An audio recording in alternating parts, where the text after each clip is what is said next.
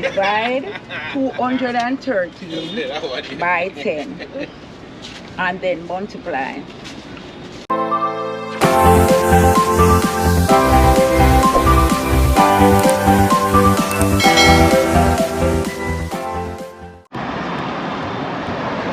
Hey, welcome back viewers and subscribers. Today I am on a trek to get some food. I'm trying to go to Tasties to get some Jamaican patties, the best patties anywhere in the world. Yes, as I was saying before I was rudely interrupted. Yes, I'm on a trek to go to Tasties to get the best tasting patty in the world. It's now 12:52. I'm on my lunch break, so I have to be fast. So that's how I hope you enjoy this walk with me again.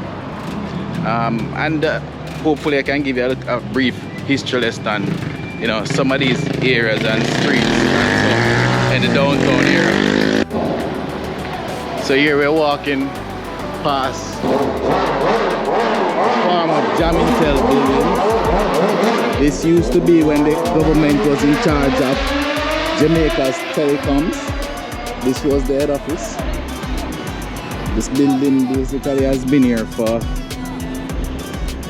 many decades. I couldn't tell you exactly how many.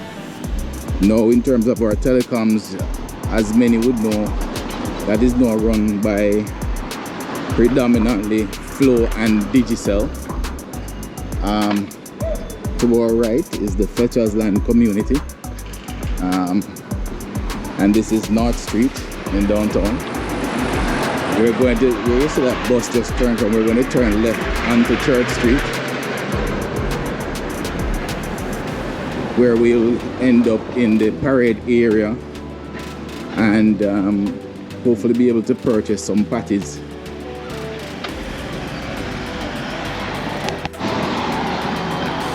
To our right is the Woodburn D. Miller building, which is the head office for one of the most powerful unions in Jamaica, which is the Jamaica Teachers Association, which is a big lobby group that represents all the teachers across our country and across all the schools. Yes, so now we're on 3rd Street. We're also going to walk by Boss Furniture on our left hand, which is a local furniture manufacturer that makes very decent quality, or I would say good quality furnishing. And also they make a lot of bedding, a lot of mattress and those other things. They make a lot of sofas and so on. It is owned and operated by, I think his name is Omar Azan. Omar Azan. So now we're coming up on the intersection of Church and Charles Street. It's a very busy period in the downtown area. We're going past a little bar here, some music playing in the background. We're now heading down to, this is Beeston Street, still on Church Street. When you look here, you see some of the old bricks that have basically been around for, like this kind of structure. This probably have been around for like probably a century or more. In and around the downtown Kingston area, which, you know, Kingston is an old city. Here, this building is called, well, I'm assuming that's American. Not seeing what the other text was, because the building is now dilapidated, as you can see, because some men doing furniture on the roadside. We're getting close to the North Parade area of downtown Kingston. You'll see that yellow and green building that's ahead. That's the Jamaica Agricultural Society, the JAS. They would have been the ones to have recently conducted the Denby Agricultural Show, which was held in Maypen. That's an annual show that is held every year, where farmers get to show off their farm produce, animals, etc. So just that's the JS, a very important, another very important organization to Jamaica food security.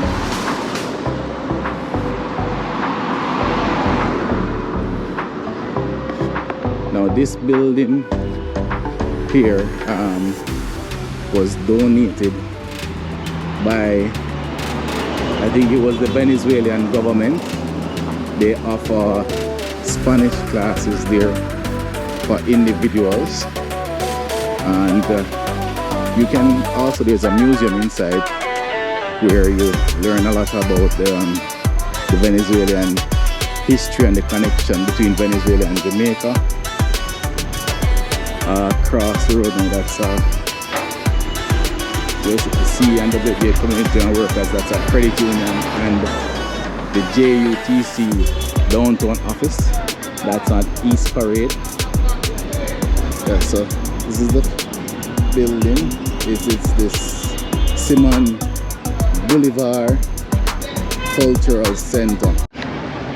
Now here's probably the most important building that we have in the downtown here.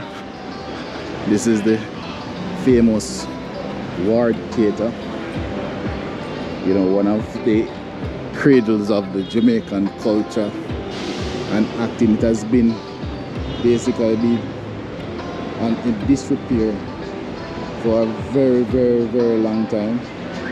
So here is a bit of information. It says on this side has stood a public theatre since 1775. So the Ward Theatre has been around since 1775.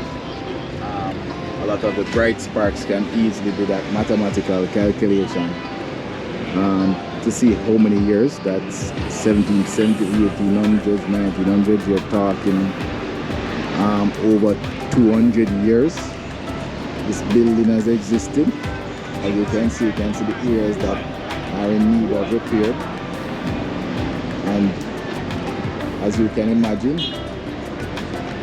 inside is probably even worse in certain areas. But as I said earlier, we're all hoping that the repairs will be able to be done in the shortest time possible. It's just such a beautiful structure in Jamaica, and a lot of youngsters especially would not have had the opportunity to have gone inside to grace the galleries of the Ward Theatre. I myself went to that Ward Theatre when I was very young. That's back in the 1980s, so you see how long that was, but we're hoping for the best. So the center area here used to be filled with garbage. Now it has been, it's been fixed up nicely, and also the area has been repainted. You tend to find there are a lot of homeless people in this area on a daily basis. Now the authorities have managed to do some amount of work, and I do hope they are able to really bring the building back to its former glory.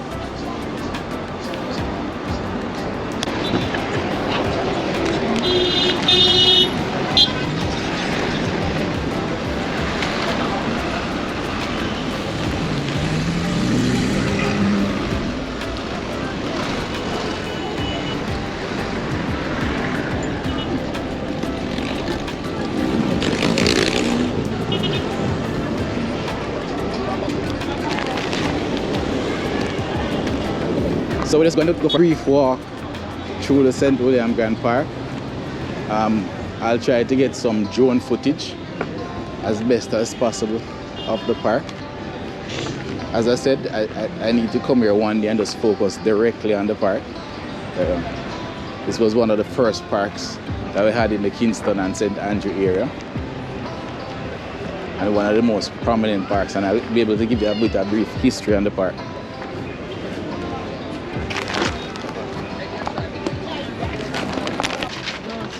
renting. So where she get for renting now? And when it's past the house, Yeah. children. Students, right. With your number. With your number. 10. Number 10. Mm-hmm. You know, what you guys say for number 10?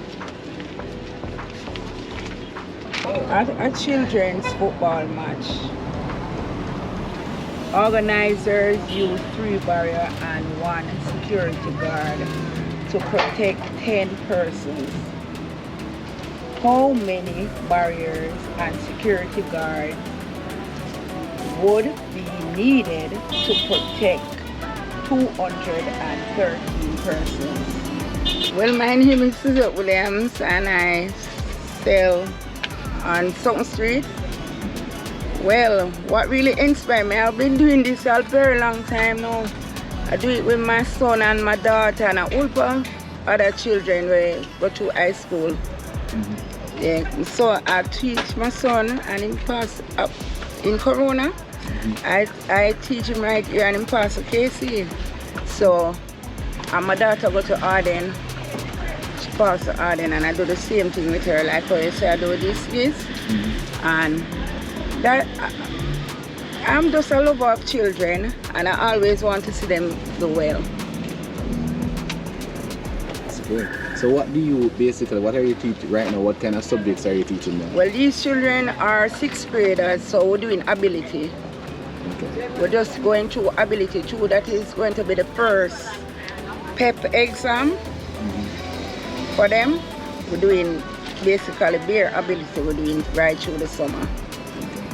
Ah, that's wonderful. So if you don't mind, kids, what do you think of what is happening now in terms of the lessons you've been assisted? What do you have to say to her? Well, I am really grateful for it because not plenty children have the opportunity we have. And most children now, they don't understand things and some teachers doesn't like go through it. But she now and Susie go through it and make sure we understand what is actually going on in the work. Alright, so I really appreciate the way she teaches and we learn about maths because some people out there over school they don't know a lot about the maths and they are facing problems that much of us know about, and sometimes when we're in a class, people like they're in a class and them don't know the work, and sometimes just have to. That's wonderful. Do you have anything you want to say? So I'm really grateful because as Latanya said, enough people now have the chance that we have. Auntie Susie do this out of her kindness, her heart. So I'm really grateful. Wonderful. Thank you. Boy, I'm always amazed by my fellow Jamaicans. Because imagine Auntie Susie on Sutton Street doing her business and she find time to assist the youngsters from the communities in and around this downtown Kingston area to help them with their schoolwork during the summer break. And she also does it in the regular when school is going on. This is just a lady that's just giving her all and trying to assist and help and bring the youngsters out of poverty and out of the crime and so on that affects Jamaica. As I've said before in a previous video, that we can fix all our problems. And we need more people like Auntie Susie to dedicate their time and sometimes resources to assist the youngsters. God bless her heart. This is something that I really did not expect to see today, but it just happened and I'm happy. Everyone take care and all the best.